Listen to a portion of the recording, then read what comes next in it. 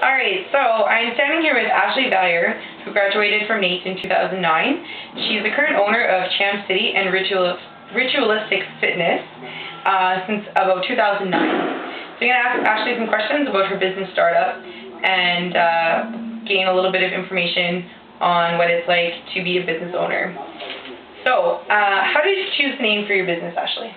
Well, for Champ City, CrossFit is very community-derived, and so we wanted something that kind of reflected Edmonton, and we're the city of champions, so we kind of thought Champ City was fitting. Absolutely. And then for Ritualistic Fitness, for my personal training, was fitness should be somewhat of a ritual, like something that you do daily, or you do something daily towards a fitness goal, so I wanted it to be kind of ritualistic. So yeah. Ritualistic Fitness. Awesome. So that's kind of the first step I've been learning. It took a really long time to figure that out. I bet it would, yeah. Every company for a long time. Yeah, and doing the searches, registering it. Long searches. Yeah, exactly. So, what was your vision, and how has your business vision changed from your startup?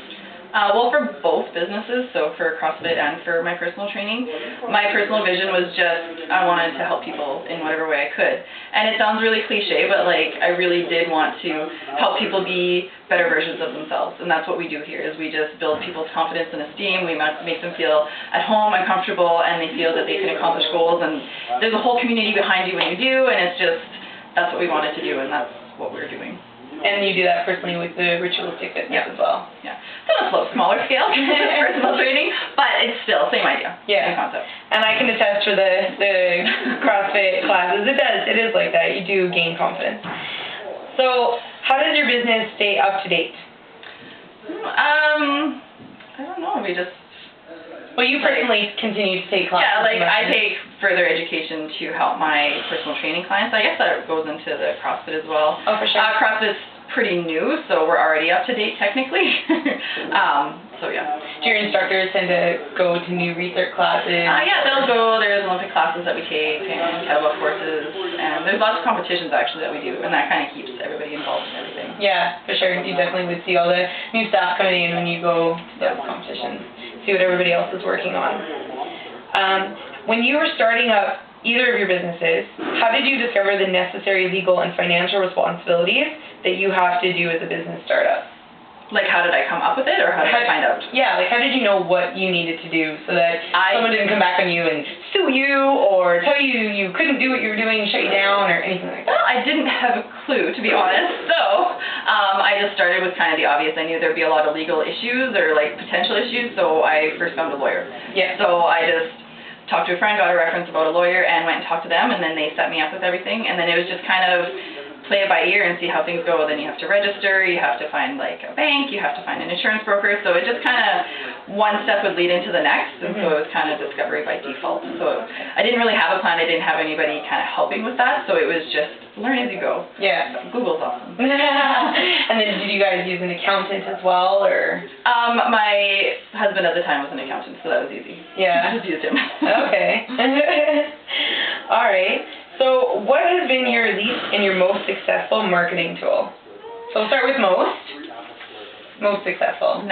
Word of mouth, I guess, would be the most successful. Like we were talking about earlier, I spent maybe $50 in the past 4 years on Kijiji ads, and there has been no success from that. It has all been word of mouth. People that know you, people that have heard about you, people that know you through other people. It's just... Is that the same for Champ City as it is for Ritualistic Fitness? Champ City, we get a few more people through Facebook and the website. So we get, I don't know, I'd say 20-30% of our people just from web surfing. But for the most part, it's all word of mouth, because it's a community, right? It's a small family here, and when you really like your family, you tell other people, because you want them to join your family. I can't tell you how many people I've already told. You should try this box. It's great. It's the best. Yeah, totally. So that's definitely true. So then your least successful is everything else.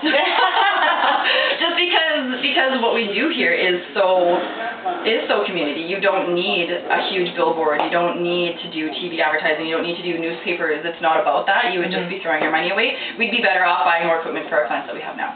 That's a good point. So we would rather do that and kind of have that slow grow through word of mouth, and have those people that do come in really enjoy the experience, instead of having like a big rush of people because we have a sale or something on. Yeah, which is actually how I found out about this place. I don't know how many years ago, when it wasn't Champ City, it was something else. Yeah, the previous gym. Yeah. They used to do a lot of sales. Yeah, and it was a Groupon. Yeah, and like, kind of you know, when that would happen, we would have this huge influx of people, like 50 to 100 people, and nobody got any quality.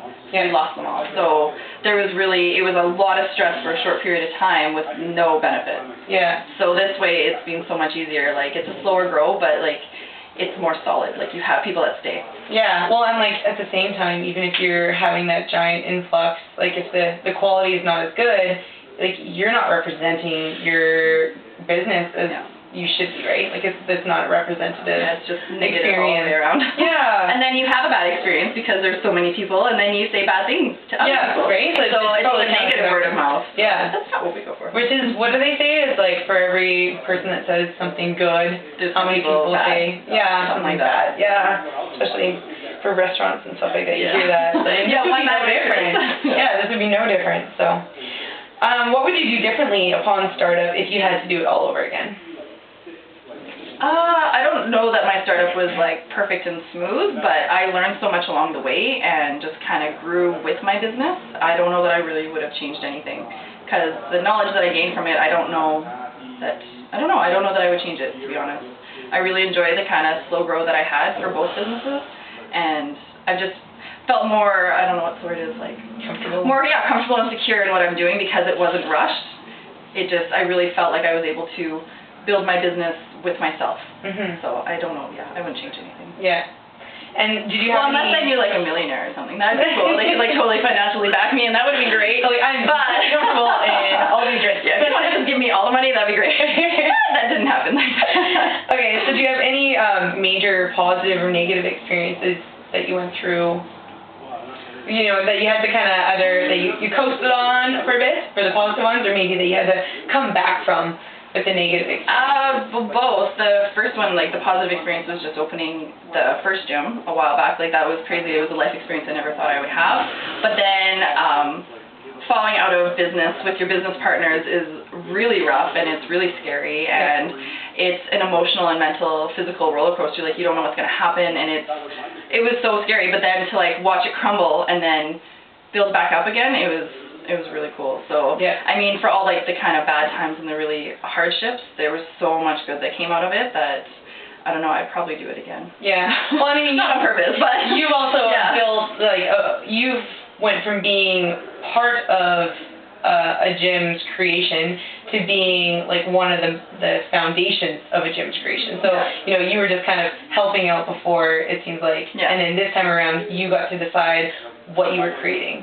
Yeah, it was a bigger voice in it, and it was a little bit nicer. And like my business partner now, we have a lot of more of a similar vision and way to execute that vision. So it's so nice to be on a better communication field with somebody. Like, it's gone a lot better this time around. Well, and even just being somebody that frequents the box, I can see the difference between before it was just come here to do CrossFit, and now it's come here for support, come here for fun, come here. You know, like it's definitely. What we wanted was good vibes. The atmosphere has changed significantly, so you can see the difference in your vision, and it's been executed. Yeah, that's what we would go for. So it's good. I'm glad you felt like that.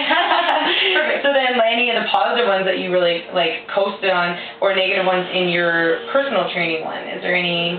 Personal training, honestly, has been pretty slow and steady. Like it just maintains. Like it's really good. You have days that your clients just excel and they're doing so well, and it's really exciting. And then there's days that it's just another day in the life. But overall, like it's been really positive with everyone. Have you ever had a client that kind of made you like, you know, shake your head a little bit and be like, what am I doing? Yes. But it made you question how you were doing as a trainer. Like, have you ever... In the beginning I did. I really felt like I needed to know everything about everything, and if I didn't know it, I wasn't a good trainer. And what I've learned over my past however many years now is, like, the more I don't know, the better, because that's more I can go out and learn. And to just be honest with your client up front, be like, you know, I really don't know that. Let me look into it. And then you do, and then you learn something, so you can, when somebody else asks, you know, and then that client knows that you're in it for their benefit, because you've taken time to kind of research for them. Yeah, that makes sense. Well, that's all the questions I have for you. Thank you so much for letting me talk to you, and hope you guys enjoy the video.